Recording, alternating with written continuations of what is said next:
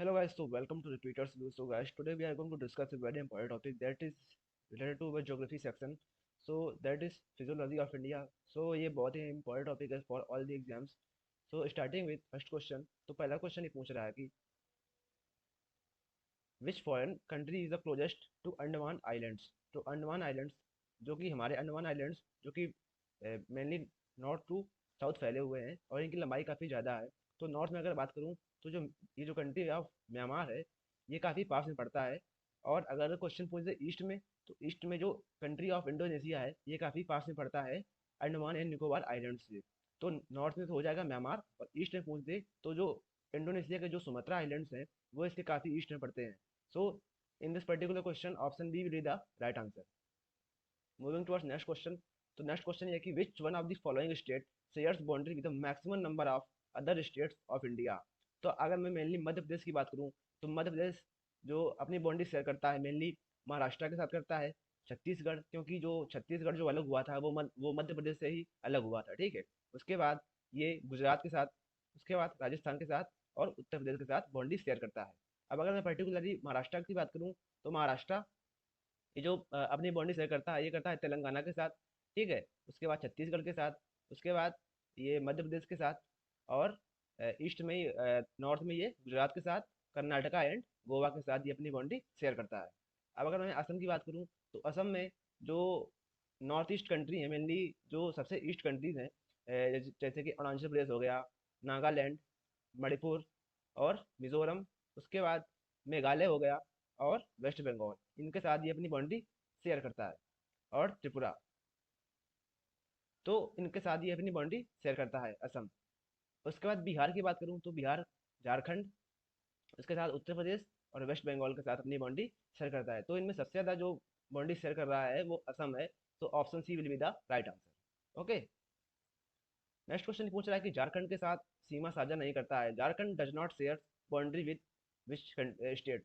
तो answer will be, देखो waste Bengal के साथ ये झारखंड करता है, ठीक है। उड़ीसा के साथ करता है, छत्तीसगढ़ के साथ ये करता है।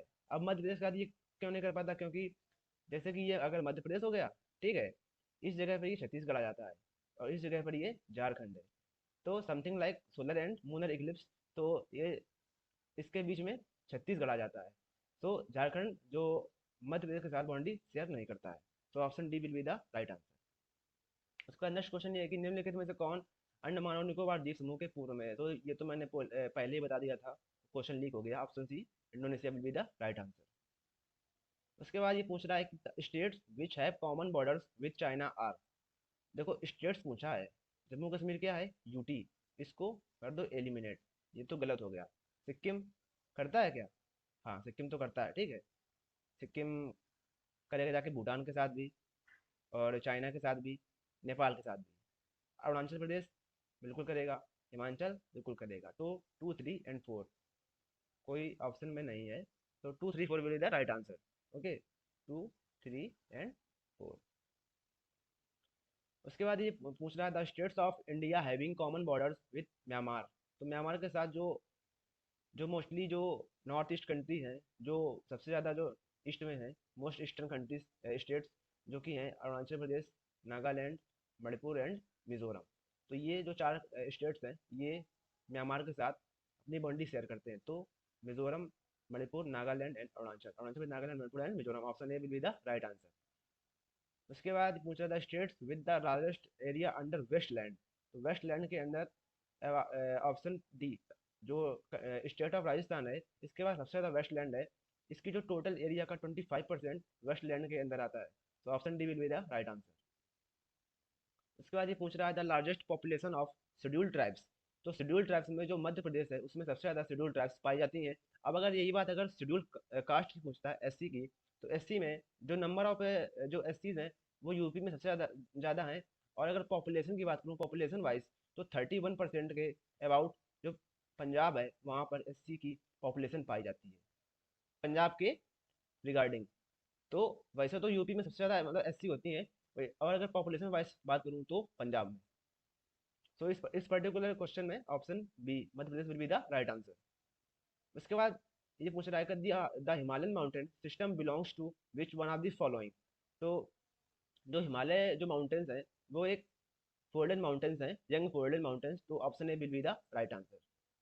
इसका नेक्स्ट क्वेश्चन ये है कि लक्षद्वीप समूह स्थित है। The Lakshadweep island are situated in which ocean and sea, तो अरेबियन सी में ये स्थित है। इसके बाद नेक्स्ट क्वेश्चन ये है कि which state has smallest land area. तो सिंपल क्वेश्चन है, गोवा, ठीक है। उसके बाद नेक्स्ट क्वेश्चन ये पूछ रहा है कि भारत की जलवायु मुख्यतः उष्णकटिबंधीय है क्योंकि। The climate of India is mainly tropical because, तो जैसे कि हमको पता है कि अपने नॉर्थ में, जैसे कि ये इंडिया हो गया, ठीक है, सपोज यहाँ पर हिमालय है, तो ये जो हिमालय से आने वाली जो मेनली जो साइबेरिया की जो ठंडी हवाएं हैं, जो कि चाइना में काफ़ी ज़्यादा प्रॉब्लम क्रिएट करती हैं, तो इनको हिमालय के द्वारा रोक लिया जाता है, जिसके कारण जो इंडिया की जो क्लाइमेट है वो ट्रॉपिकल है।